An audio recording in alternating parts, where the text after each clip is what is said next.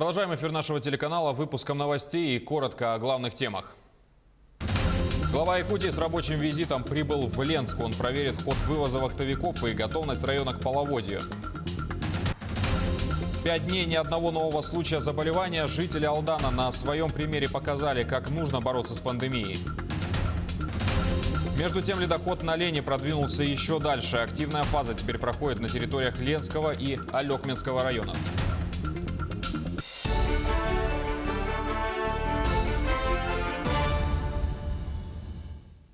В Якутии за сутки зарегистрировано 17 новых случаев коронавируса. Впервые COVID-19 зафиксирован в Устьянском районе. Там один заболевший. 2 случая в Хангаласском и по 1 случаю в Мирнинском и Ленском районах. Остальные 12 выявлены в Якутске. Выздоровели 3 пациента. Один сегодня утром был выписан после полного выздоровления в Ленске. 2 человека вчера вечером в Якутске. За весь период выздоровели 46 человек. Случаев заболевания теперь 348. К сожалению, впервые у нас коронавирус появился в Устьянском районе. Это демобилизованный солдат, приехавший на родину. Он был практически 1 день, и сразу анализы показали наличие коронавируса, поэтому мы надеемся, что все-таки широкого там очага у нас инфекции не будет. Есть случаи уже выявленные по Ленску, по Хангаласскому улусу, к сожалению, среди контактных первых заболевших. В целом, еще раз хочу сказать, что ситуация стабильная. По Якутску из 12 3 это, опять же, Якутская республиканская офтальмологическая больница. Глава Якутии с рабочим визитом находится в Ленском районе. В ходе пресс-подхода по итогам совещания оперативного штаба он рассказал, что вывоз вахтовых рабочих в регионе продолжается в плановом режиме. На данный момент с Чаиндинского месторождения вывезено свыше 1000 человек. Всего отправят 8500 работников, примерно по 500 человек ежедневно. Оставшиеся продолжат вахту для обеспечения непрерывного производственного процесса. Я хотел бы озвучить уже предварительные цифры, которые мы сегодня имеем. Так, например, компания «Стройтрансгаз», которая имеет наибольшее количество работников среди всех тех, кто находится сегодня на Чаиндинском месторождении, их порядка 7500. Они все поголовно сдали вторичные анализы. При этом хочу сказать, что свыше 95% тех, кто имеет положительный анализ, они сегодня никаких симптомов болезни не имеют. То есть даже ни температуры, ни кашля, ни каких-либо других сопутствующих этой болезни симптомов у людей нет. То есть они переносят ее абсолютно бессимптомно. И, как говорят врачи временного сегодня уже отделения нашей Ленской центральной районной больницы, которая развернута на Чаиндинском месторождении благодаря МЧС России, они говорят о том, что они в основном бессимптомно эту болезнь, скорее всего, пройдут. Там, в принципе, сегодня амбулаторное лечение уже организовано. Одной из заболевших в Хангаласском районе оказалась жительница села Ой. Ранее она проходила лечение в Республиканской офтальмологической больнице в Якутске. Второй случай – дочь ранее заболевшей коронавирусом сотрудницы районной больницы. Обе пациентки из числа контактных лиц. До подтверждения диагноза они находились в обсерваторе в селе Чапаево. Сегодня их перевели в инфекционное отделение в поселке Махсагалох. Круг контактных лиц выявлен. Проводятся противоэпидемические мероприятия, также лабораторные исследования. Берегите себя и близких. Оставайтесь дома. Между тем, режим повышенной готовности сохраняется в Мегино-Кангаласском районе. На территории 4 человека с подтвержденными результатами на коронавирусную инфекцию. Развернута лаборатория на базе Мегино-Кангаласской районной больницы. Повышенное внимание уделено транспортной артерии, поселку Нижний Бестях. В поселке Нижний Бестях сохраняется режим полной самоизоляции, так как у нас один подтвержденный анализ по поселку. Отрабатываются контактные лица, круг контактных лиц помещены в обсерватор и взяты первые анализы. Первые анализы дали отрицательный результат, ждем вторых анализов. Заболевших не выявлено в карантинном Алдане. О том, как удалось снизить уровень распространения и как в текущих условиях люди готовятся к празднованию Дня Победы, узнаем с места событий у нашего корреспондента на месте событий Руслана Павлова. Руслан, здравствуй, тебе слово. Здравствуй, Василий. Да, первую череду майских праздников алданцы высидели дома достойно. Как результат, за 5 дней мая ни одного подтвержденного случая заражения ковид не выявлено. Более того, из инфекционной больницы от ковид вылечились и выписались уже в общей сложности 12 человек, что и подтвердил нам глава района Северин Поздняков. Карантин поспособствовал тому, что мы ограничили въезд-выезд в город Алдан, ограничили приезд сюда других лиц. И, конечно, это очень жесткие мероприятия, карантин.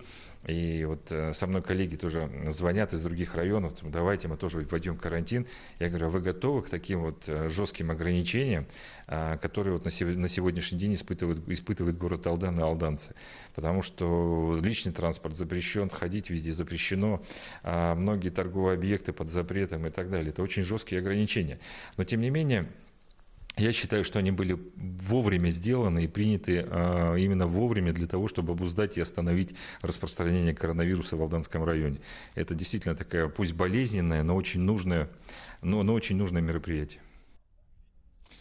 Между тем, город Алдан готовится к Дню Победы. В условиях карантина, конечно же, подготовиться и провести праздники практически нереально, но придуманы новые онлайн-методы празднования. О них нам рассказала начальник управления культуры города Алдана Людмила Кацуба.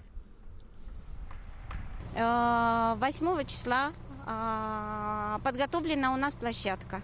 Произведена замена мемориальных плит на бюсты героев, которые изготовлены из бронзы. В этом году митинг будет проходить в эфире. Запущена реклама в соцсетях, где сказано, что мы сидим дома. В 11 часов мы включаем радио Sky, эфир радио Горы и слушаем митинг, который произведен в записи, уже сформирован, записан. И поэтому я так думаю, что люди должны остаться дома и принять активное участие, сидя дома. Город готовится к празднику, и, как было сказано выше, изюминкой 75-летия победы в Великой Отечественной войны станет открытие 8 мая обновленной аллеи героев. 7 алданцев, 7 героев Советского Союза и героев Великой Отечественной войны, их лица будут смотреть на нас не с гранитных плит, как это было ранее, мемориальных, а теперь на нас будут смотреть бюсты данных героев алданцев, которые в День Победы встретят с нами праздничный салют. Василий. Руслан, спасибо. На прямой связи со студией из карантинного Алдана был наш корреспондент Руслан Павлов. Министр МЧС России Евгений Зиничев прибыл в Ленский район Якутии. Он проверит готовность к чрезвычайным ситуациям и обстановку на реке Лени. На территории района работает межведомственная оперативная группа номер 1 «Лена». На дежурстве в городе Ленске находится вертолет Ми-8 Хабаровского авиационного спасательного центра. Всего на реках Якутии обеспечивать безопасность этой весной будут порядка 16 тысяч человек и более 2000 единиц техники. Активная фаза ледохода на Лени проходит по территории Ленского и Алекминского районов. Уровень воды составил 775 сантиметров при критической отметке в 1290. Нижняя кромка наблюдается в 40 километрах ниже села Мача Алекминского района, а верхняя у села Мурья Ленского. Протяженность составляет более 200 километров. К другим новостям. В Арабских Эмиратах вспыхнул пожар в 56-этажном жилом доме. Огонь быстро распространился по обшивке престижного жилого комплекса и охватил десятки этажей. В Генеральном управлении гражданской обороны сообщили, что людей из горящего здания успели эвакуировать. Чтобы осмотреть верхние этажи, использовали беспилотники. ЧП произошло ночью, сейчас тушение продолжается. В нем задействованы десятки пожарных бригад, а очевидцы делятся в соцсетях пугающими кадрами. На них видно, что здание полностью охвачено огнем. С высоты падают пылающие фрагменты обшивки, усеявшие целый квартал. Объединение болельщиков столичного футбольного клуба «Спартак» организовало акцию поддержки врачей, борющихся с коронавирусом. Видео перформанса, прошедшего на пустом стадионе Академии футбольного клуба в Сокольниках, было опубликовано на YouTube-канале фанатов.